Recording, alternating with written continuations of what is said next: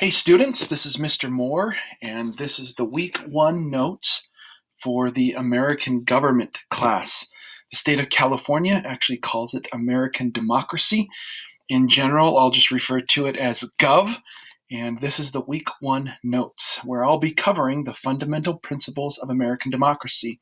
I always try to put an essential question on my notes. These are questions that are put out as state guidelines to make sure that we take time as a class to address these.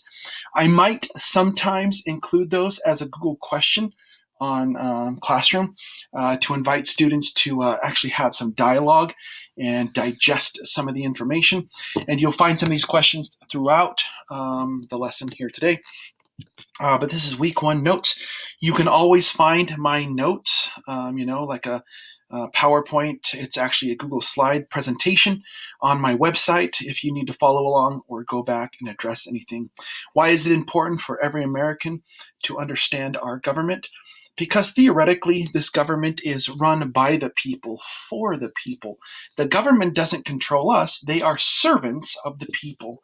We live in a type of government in which we, the people of the United States, in order to form a more perfect union and establish domestic tranquility and provide for the common defense, have established a constitution that governs our country. The president does not govern our country. We, the people, do.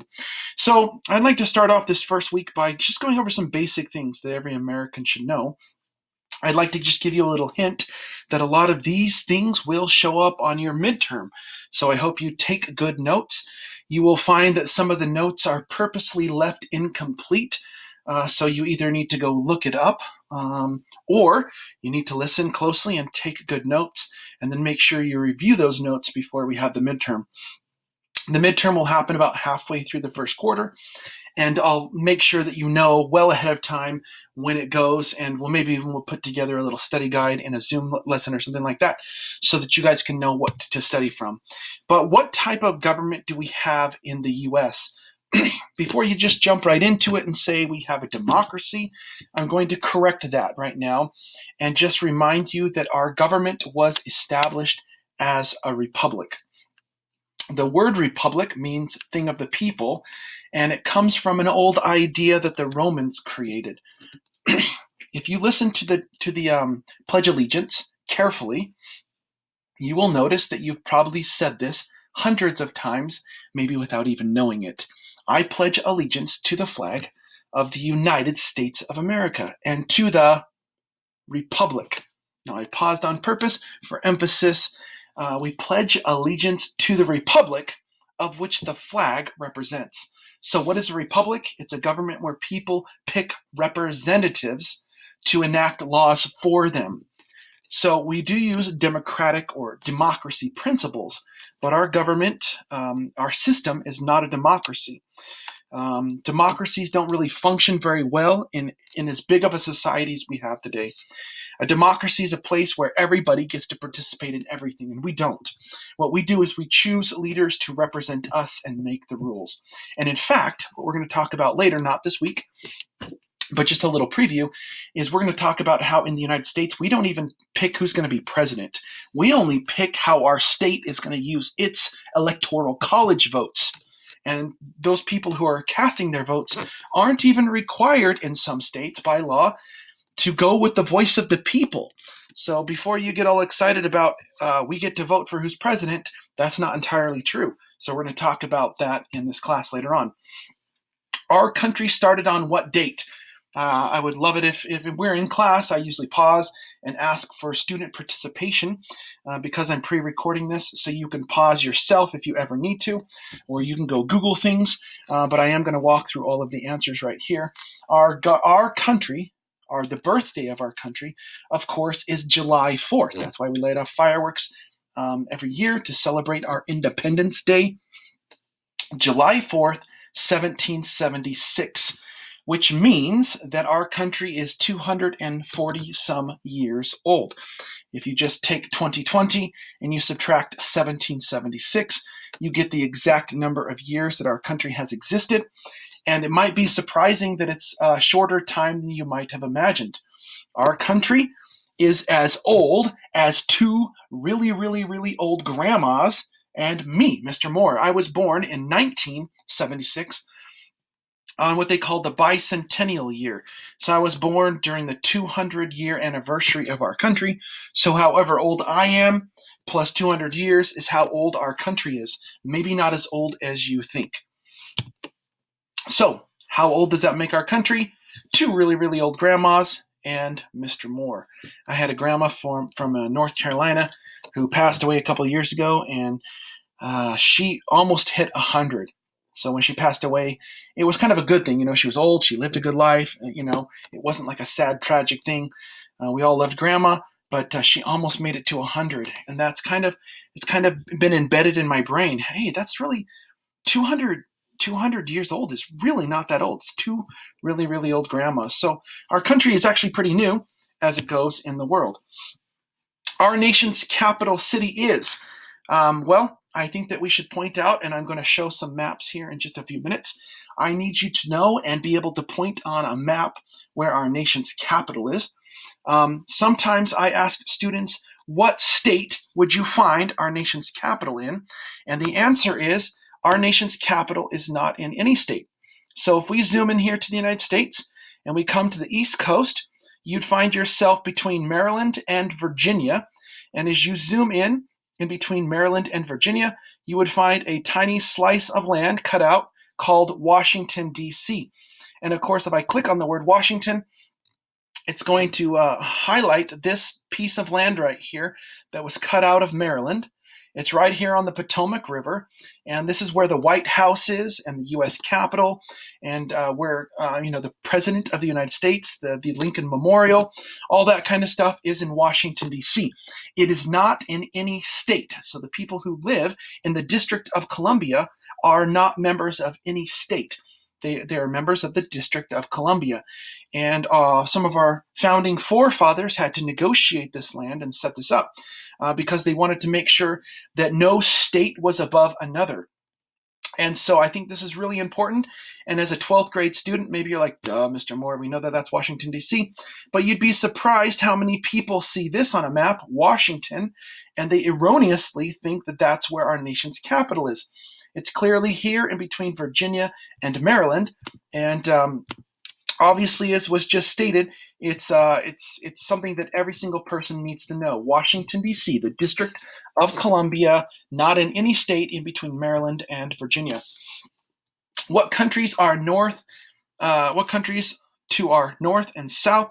Again, I think that it's important to know some geography. It's something I'm going to push because really the geography that you know, or you should know, is really political geography. So to the north of the United States is the world's second largest country, Canada. Okay, and to the south of the United States, of course, is Mexico, which technically is called Los Estados Unidos Mexicanos, the United Mexican States. They have states just like we do in the United States, 31 in Mexico, 50 states in the United States, although only 48 of them are contiguous, meaning connected. We also have Hawaii and Alaska that are not connected to the 48. In Canada, you'd find provinces, and there are some territories as well. But again, we want us to know some basics politically when we get started right here. What does the U.S. flag represent? I think it's important to point out that we have 13 stripes, red and white. The white stands for the courage of those who fought for freedom, and the red literally means the blood of those who sacrificed their lives to give us our country. The number of stars has changed over time to represent the number of states. So when our country first started, there was 13 stripes and 13 stars. And over time, we've added more states, and of course, we're up to 50 states right now. The last two states to join were Alaska and Hawaii. I like to point out that during World War II, when Pearl Harbor was attacked by the Japanese in Hawaii, it was not a state. It was a territory of the U.S., just like the Philippines were at the same time. So the last two states to join right after World War II was Alaska and Hawaii. What is the Declaration of Independence? It was a document signed. I like to think of it as divorce papers. The United States divorced itself from Great Britain. Again, I'm going to jump over and just use a little bit of geography on this map. This right here is a country called the United Kingdom. It's composed of 4 countries. One is called England, that's right in here. One is called Wales. One is called Scotland in the north part of the island, and Northern Ireland. Those 4 pieces together make up the United Kingdom. And back in the 1600s, and especially in the 1700s, they were establishing colonies on the east coast of North America. And those colonies, because of taxation and issues like that, decided to revolt and break away. And on July 4th, 1776, that Declaration of Independence was signed. The guy who authored it, and here's some of the pieces of the puzzle that might show up on a test later, Thomas Jefferson. There's other people who contributed to it, like John Adams and Benjamin Franklin were on the committee. But Thomas Jefferson is the guy who wrote the Declaration of Independence, and he drew a lot of his ideas from other Enlightenment thinkers. John Locke is one that we are often referred to. John Locke wrote a piece called The Treatise on Two Governments, and in there he said that all people are entitled to life, liberty, and property. Thomas Jefferson took those ideas and made it a little bit more poetic when he said life, liberty, and the pursuit of happiness. But you can definitely see that's in there. The most important, and that's why I put a star right here, the most important document in the United States is the Constitution. The Declaration of Independence and the Constitution are 2 separate documents. The Declaration of Independence is divorce papers to Great Britain to separate us legally and gives us the birth of our country as long as we won the American Revolution. The Constitution is a guideline as to how our government should function and work. The Constitution was written several years after the American Revolution. The U.S. Constitution was started in 1787, and by 1788, most of the states had been ratifying it, and by 1789, it was officially good to go, and that's when we got our first president, George Washington. So I'm going to pause for a second. If our country started in 1776, and our first president, George Washington, didn't come into office, he wasn't inaugurated until 1789. That means there was over a decade of time where we didn't have a president running our country. So who was running our country during that time? Well, it was the Congress, the Continental Congress. And even today, Congress is the most important governing body in our country. And the Constitution spells out how the Congress should work. It also details how the president, the office of president, should be run. And it also spells out something about the Supreme Court. And so we're going to spend time on each of those topics on later weeks. What is the Bill of Rights? I know that sometimes, I heard students say something like, I know my rights. But it turns out a lot of times some students don't know their rights. If you do, awesome. That is totally great. But we're going to take time in this class to go over the Bill of Rights and make sure you understand what your rights are. Because if you don't understand what your rights are, I think you don't have them. I believe you don't have them if you don't know what they are. If you know what they are, then you can use them, work with them, dialogue with them, and all those things that are necessary. And so it's fundamentally important. The Constitution has 7 articles that make up the Constitution. But once the Constitution was signed, it has a provision within it, the 5th article, which allows people to add or change what's in the original document.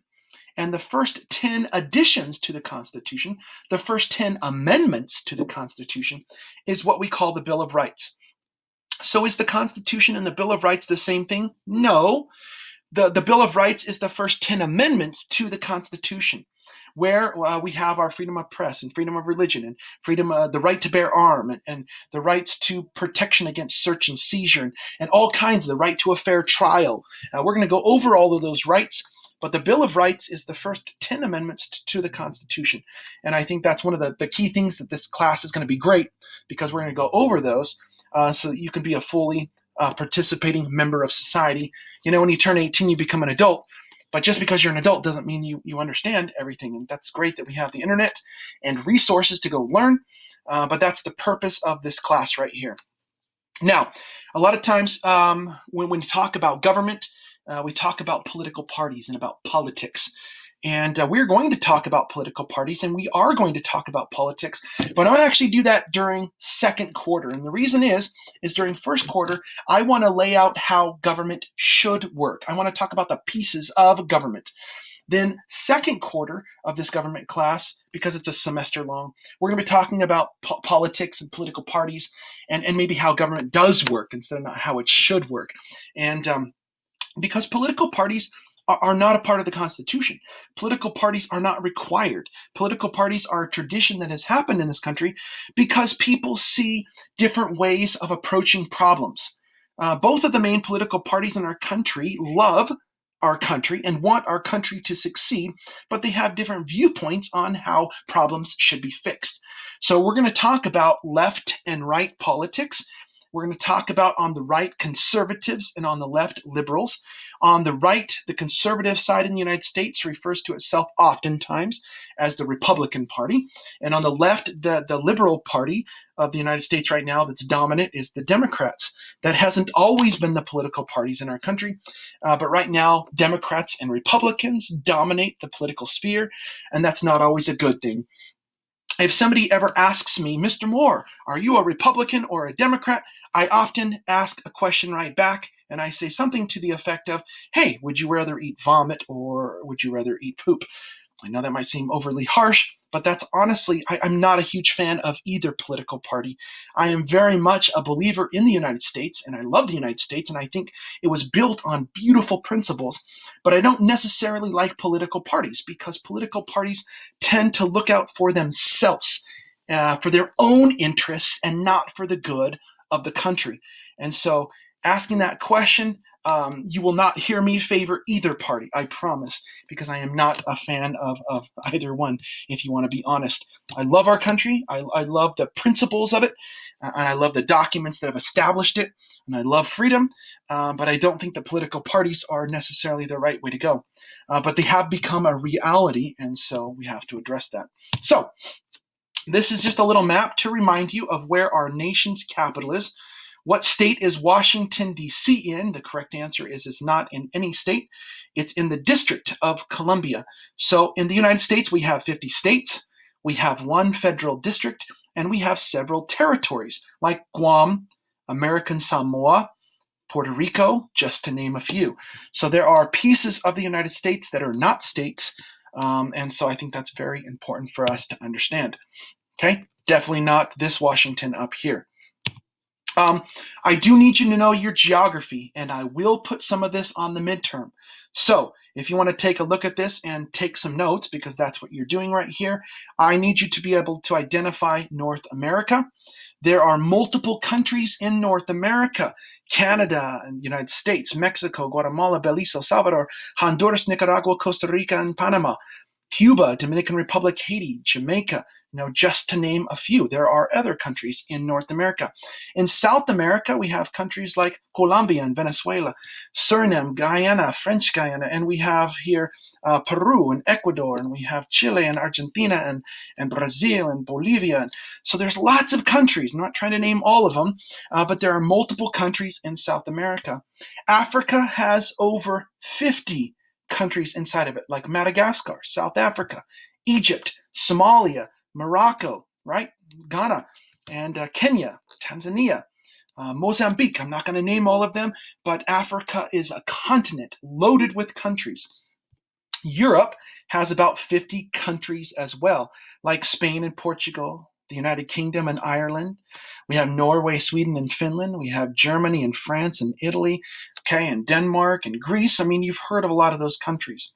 Asia, more than half of the people on the planet Earth live in Asia. The two most populated countries on the planet Earth is China and India. And those are by far the most populated countries on the planet Earth, biggest populations. The United States is number 3. As far as size of countries go, as far as like land size, there's a country up here called Russia. It's partly in Europe and partly in Asia. It's the world's largest country. Canada is the second. Land size, big, and the United States is number third. So there's different ways of going about looking at the world. When we get into economics, we'll also talk about countries as far as economically powerful. When it comes to which country has the most money, the United States by far has the world's largest economy and most powerful economy, followed closely by China is number 2 as far as economy goes, and Japan number 3. So I've just given you a whole bunch of information in a way to check and make sure that you're listening to your notes and taking good notes. And I'll follow up with some of those notes on the midterm test. So I just told you the top 3 land size, the top 3 economically powerful countries, and the top 3 population. Okay.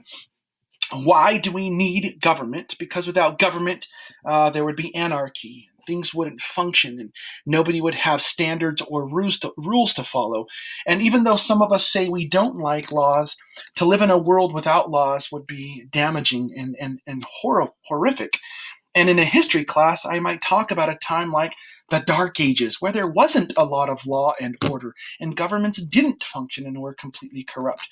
And so, no matter how bad things are right now, there are certainly worse things that have happened in history. And so having a functioning government, whether you're happy with the current administration or not, having a functioning government is key to our understanding, okay? So what type of government do we have in the U.S.? The correct answer is a republic. Here's just some discussion thoughts as we get into this government class. What is freedom? And how did we get it? How do we keep it? What is it worth? And how can it be taken away? You know, during certain times in U.S. history, certain rights have been taken away. Like, for instance, during World War II, people were not allowed to just go to the store and purchase anything they wanted. They had rations and quotas. Even if you had a ton of money and you went to the store, you were only allowed to buy a certain amount of stuff. In modern times, in the year 2020, a lot of people have been asking these questions about freedoms being taken away. Which one has more weight? Public safety or personal freedoms? So those are questions that people are asking today, and people are fighting over even today. If we live in a free country where anyone can grow up to be president, then why have most presidents been white, Protestant males? I don't even know if you guys know what the word Protestant means, but it's a type of Christian. We have had, by the time Donald Trump is president, he's the 45th president of the United States. So before Donald Trump, 44 people have been president. They've all been male. Okay? Does it say in the Constitution that you have to be a male? No. All have been white except for one. Of course, Barack Obama is half white. His mother was white. His father was from Africa. Not an African American, actually from Africa, right? From Kenya. Protestant, there are, I would say, 3 main types of Christians. There are Catholics. That's the largest group of Christians on the planet Earth.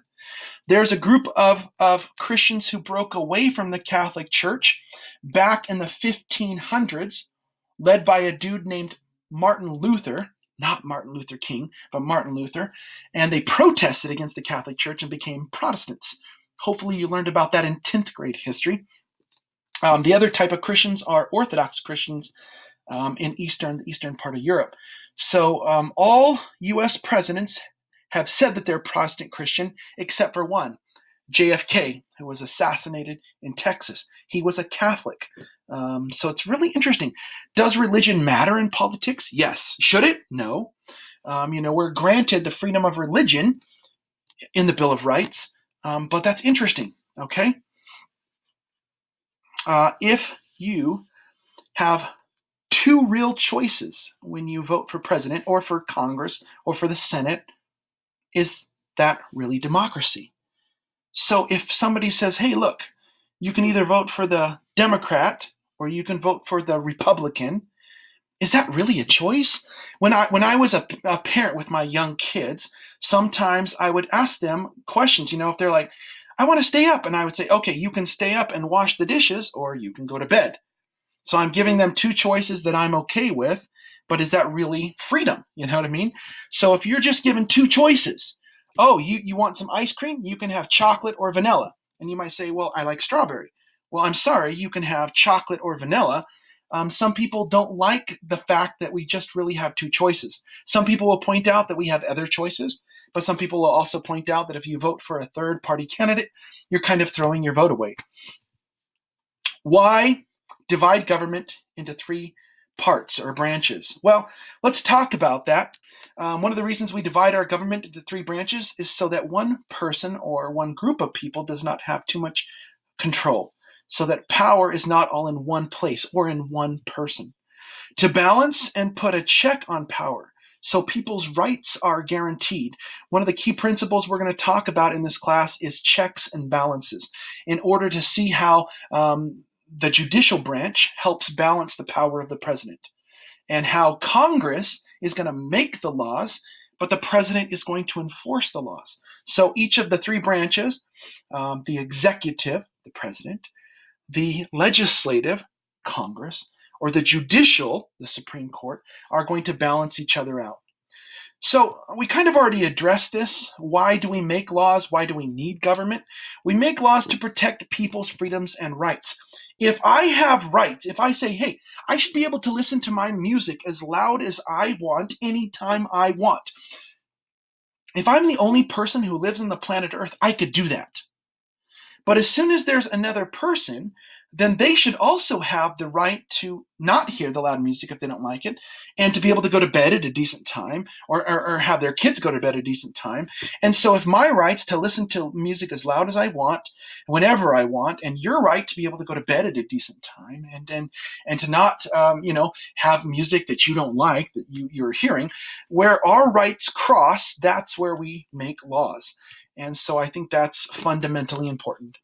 Another thing we're going to put on the midterm test is 6 ideas from the past that influenced the United States today. One of the principles that we believe in this country is democracy. Now, our government is not a democracy, but we use the principles of democracy. And democracy is that ability to vote. Now, just because you can vote doesn't mean it's democracy. In fact, I had a professor in college who was working in Kenya, Africa, and he said that he witnessed voting in Kenya, Africa while he was there, and he said that these army trucks would just roll into town, and people with machine guns would come out and walk people to the voting booth, and then stand there with their machine guns over them while they were voting. And they point to a picture of a guy on the voting ballot, and they say, "I like this guy right here," obviously saying, hey, you better vote for this guy, you're going to die, kind of a thing. So just because there's voting in a country doesn't mean it's democracy. And there's been a lot of questions lately about voter fraud. Are we getting a legitimate count? If we go to digital, could it be hacked? If we do it by mail, could there be fraud? Even if we do it in person, there has been voter fraud in the past. And even Donald Trump, there was accusations of another country getting involved, whether Donald Trump was involved in participating in that or even had knowledge of it, that's up for debate. But it's been pretty clear that other countries have gotten involved in our voting process. And to be fair, our country has gotten involved in the voting processes of other countries, especially during the Cold War. So democracy is a principle that we got from the ancient Greeks that we still use in our world today. Number 2 is the idea of a republic. I'm not going to spend a ton of time on this one because I already have. But the idea of a republic goes back to Rome, where people got to choose representatives to serve in the Senate, and the Senate made the decisions. And the Senate was chosen from the people, and the different ways that was constructed really gave us an example for constructing our own Senate. Today in the United States, one of the most important bodies of government is the Senate, and we take that idea directly from the old ideas of the Roman Republic. The third thing is called the rule of law, and the British believed in the rule of law. They live by the rule of law. That is, that the laws that are established, the Constitution that is established, is more important than the person that's leading. Could the President of the United States break a law and be kicked out of office? Could a president be impeached? Well, by the time Donald Trump is president, 3 presidents have been impeached, but none of those 3 have been removed from office. Has a president ever lost his job because he broke the law? Yes. There was a president named Richard Nixon who came on television one day after the Watergate scandal and said, effective at noon, I will not be president of the United States anymore. And so he was going to be impeached, and he knew he was going to get kicked out of office, so he decided to quit. And his vice president, Gerald Ford, became president. So the rule of law is more important than the person, okay? The rules.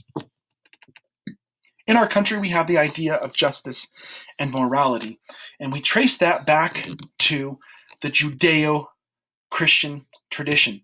The other one is equality, which is also the Judeo-Christian tradition. I'm not going to get all religious on you, but I've already pointed out that all 45 of the presidents of the United States, every single one of them has claimed to be a Christian, one of them a Catholic Christian, the rest of them Protestant Christians. Christianity is the dominant religion in the United States. There's a lot of people who are atheists. There's Buddhists and Muslims and, whatever kind of religion. There's tons of different, there's Baha'is and there's Sikhs, there's Hindus. I mean, I know that there's a vast array of religions in our country. And I think it's interesting that the first thing that we put in the Bill of Rights was freedom of religion. Okay, that's the very first thing we put in there. But in our country, we believe in justice and morality and equality, and those are very much tied to Judeo-Christian tradition. When I say Judeo-Christian, I mean the Jewish religion and the Christian religion. If you're familiar with the Bible, it has 2 halves, the Old Testament and the New Testament. The Old Testament is all Jewish writings. The New Testament is all Christian writings. Okay, and we draw a lot of our ideas on that. Number 6 says a citizen's rights, and a lot of those ideas came out of what we call the Enlightenment. And that was a movement that happened during the 1700s, especially centered in France. And of course, after our American Revolution, the French engage in what we call the French Revolution, and it's so significant around the world because they're ending tyranny, and instead of people being subjects of the king, or in essence property of the landowners, they become citizens of a nation state. And so these citizens' rights come from France. So we have democracy from the Greeks. We have the idea of a republic from the Romans in Italy. We have the rule of law from Great Britain, from the English. We have justice and morality and equality from the Judeo-Christian tradition. And we have a citizen's rights, which stems out of the Enlightenment and the French philosophers. How much power should government have over its citizens is a question that we are asking right now. And I don't have the entire answer to it, but I think it's one of those great questions that's up for debate. And again, some of these questions might find their way onto an assignment during the weeks as we try to have some interaction digitally and participating in this. There's lots of different kinds of government. There's parliamentary government, where there's a parliament, and whichever political party has control of the parliament gets to pick a prime minister. There are still monarchies that exist in the world, like in Saudi Arabia. It's an absolute monarchy. The Saudi family controls the Arabian Peninsula and the oil that comes out of there. A parliamentary government example, like I said, the United Kingdom. There are some democracies, well, at least the principles of democracy, and we have a republic, but we definitely practice the principles of democracy. Are there still dictatorships? Absolutely. North Korea comes to mind as a place that's run by a dictatorship. Is there anarchy or anarchism in the world today? That's the lack of government. That's where there is no government. And there are some countries that are sometimes referred to as a failed state, meaning that there's a country boundaries we see on a map, but if you go in there, nobody's really running the country except drug lords or mercenaries or warlords, but there's not really a functioning government. And it kind of changes here and there as to which countries fall into that category. But some countries that have fallen into that category were like Libya in Africa, Yemen on the Arabian Peninsula, some of these countries that are just debacled. Communism is a sort of economic and governmental system. There are some communist countries that still remain, like China and North Korea and Cuba. Constitutional governments like the United States and a lot of other countries run on constitutions, that is, a set of laws. Totalitarianism, if I could go back to constitutional for just one more second, because it's kind of the opposite of a totalitarian system. A constitution is a written document that limits the powers of government. It says the government can't have all power, and here's the places where it needs to be restrained. Totalitarianism is the exact opposite, where somebody is a complete and total leader. One example, like from the past, is like somebody like Stalin, okay, or somebody like Mao Zedong in China are some of the most famous, ruthless totalitarian dictators. So sometimes people use these words interchangeably, dictator or totalitarian regime. But in today's world, somebody like Vladimir Putin, who's the leader of Russia, might be seen as a totalitarian leader. Pluralism is mixing different systems. Like in France, they have a president and a prime minister, and you get some mixing of different types of government. But what do the terms liberty and equality mean, and how do they relate to each other, is something that's going to be ongoing in this class as we talk about what does equality really mean and what does liberty mean. The last part of my notes, I'm going to break because the last part of the notes are some review videos, YouTube crash course videos on government. And if we're in class physically, sometimes I'll share those in class and we'll do some dialogue discussion and turn something in with it. Or I might hand it out in Google Classroom as a homework assignment. But those are only assigned if I hand them out in Google Classroom, where you'd need to watch some and see how to participate. So that takes us through week number 1 on the fundamental principles of American democracy. And I'll see you guys next week. Thanks.